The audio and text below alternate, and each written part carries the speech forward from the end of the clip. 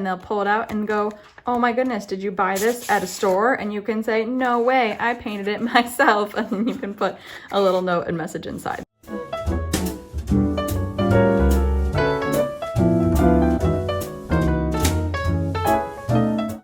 All right, let's paint a book stack, but let's make it Valentine's because it's almost February. And this is one of my favorite paintings to do because the paint does the hard work for you. You just get to pick the colors and the composition, and it's just really fun and easy. So because we're thinking Valentine's, I'm gonna go with some reds and purples, but all we do is create a stack of stripes. I'm using a square brush because that will make my book stacks even easier to create because all I do is paint a rectangle, just like that. Now, if I want it to be evenly valued, you know, I can get a bit more paint in there, but you can change the width, the length of it. You can even turn your square brush side to side to get it to be a skinnier book. But notice how I'm not making those stripes touch. I'm leaving space between them because I want the books to stay their individual designs or colors. So maybe this time I'm actually gonna do the outside of a book and leave the inside white because that could be fun. So I'm just almost stamping with my paintbrush to do that kind of design. I'm gonna switch over to some purples because that's fun. I'm almost out of purple paint. I'm gonna go ahead and do some purple books. I'm still gonna try not to touch the books I've done if I can help it. I'll do maybe one right in the middle here. And I will be filling in those empty spaces. All right, to speed up the drying process, I'm gonna use my heat gun to blast these dry so I can keep stacking my books on top. Okay, I think I'm actually gonna throw some blue in here too because that seems fun. So I'm gonna wake up my blue paint and fill in some of these spaces. So some are really skinny, so this is where I might turn my brush and go this way. But now that my paint is dry, I don't really have to worry if they touch. And if a few little white lines are left behind, that's not the end of the world either. Maybe some of my books will be a little wonky. Maybe this one's kind of sticking out this direction. That could be fun. I think I'm gonna go for a nice wide book up here with my blue. Again, you just get to decide colors, size, but look how the books are magically appearing because we're painting with rectangles. I just love how that works. I think I'm gonna mix my red and some purple together to get a nice pretty kind of, I don't know, mauve color maybe? That's just lovely. And do kind of a uneven book on this side. And maybe I'll do a skinny book right inside here. Oh, I kind of like how the white got left open, so I'm just gonna leave it like that. And I need another blue because my blue is feeling lonely. So I'll put another blue right in here.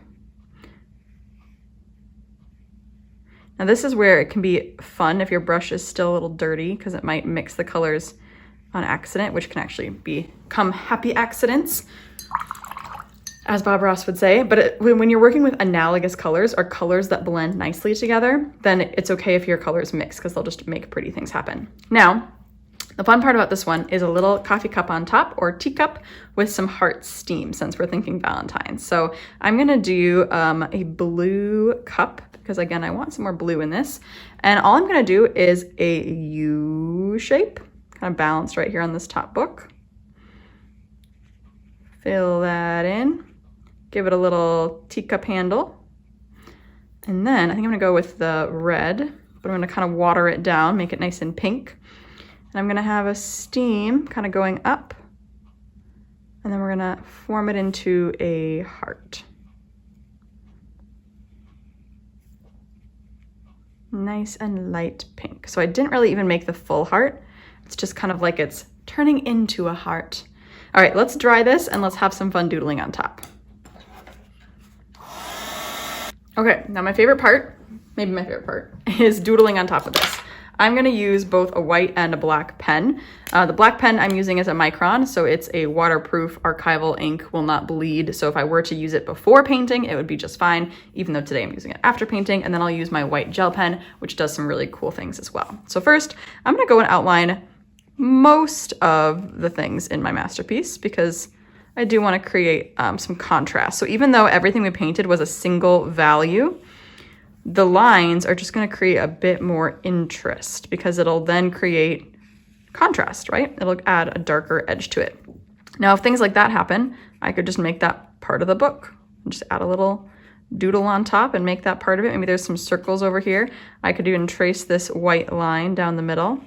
And I'm not trying to be precious about exact tracing. I'm just doing it generally. This is a doodle, so don't worry about being perfectionist or perfect. Again, I might not even trace all the books, but I think I'm gonna go through and gonna add some designs, maybe some faux writing, like there's a title or an author on it, maybe just some cool squiggles, because why not? This is why I really enjoy this part, because I have fun doodling. And if there's a book in between two books, you can just do that to connect them. This pink book, I'm going to be careful not to cover up all the pink. Actually, I know I said I might not outline all of them, but it's addicting. So here I go. I'm going to outline all of them. And that way I can then just keep it consistent. And I might do some doodles. So maybe I'll do some kind of ovals or like a rectangle over here. And once I feel like I've done quite a bit with the black pen, now it's time to switch over. And this is where things can get fun. I can do some polka dots on my teacup. Polka dots, there we go. Because who doesn't love a polka dotted teacup? I can do some dots on my really dark books that you normally wouldn't be able to see. I can even do some designs on books I've already done black pen designs in. But it's just, I love the way the white looks. It just makes me happy. So have fun using a white gel pen. If you haven't done the gel pen before, it's really enjoyable. I like to use the 10 size because it actually shows up. The skinnier sizes, you'd think they'd be nice for little details, but it just doesn't really seem to show up. I'm gonna add another little rectangle in here. I'm not tracing my steam because that's not an object, so I do want to keep that a bit looser. And as an artist, it's important to sign our work, so I'm just gonna throw my initials down at the bottom. Now this is where you could put Happy Valentine's Day, you could put love, you could put anything else. I'm not great at handwriting stuff, like whatever, so I'm gonna not, and I'm just gonna let this picture speak for itself. And here I have a lovely Valentine's card, so let's get it ready for whoever it's gonna be sent to. Now you can actually see what I painted on. I did paint on a watercolor card, so look at that. It's literally ready to go. I can hand it to somebody, I can stick it in the envelope and make sure that they get it all meaningful. You can now say Happy Valentine's Day, open up your card, and they'll pull it out and go, oh my goodness, did you buy this at a store? And you can say, no way, I painted it myself. And then you can put a little note and message inside. So happy Valentine's Day, happy painting, and I'll see you in our next tutorial.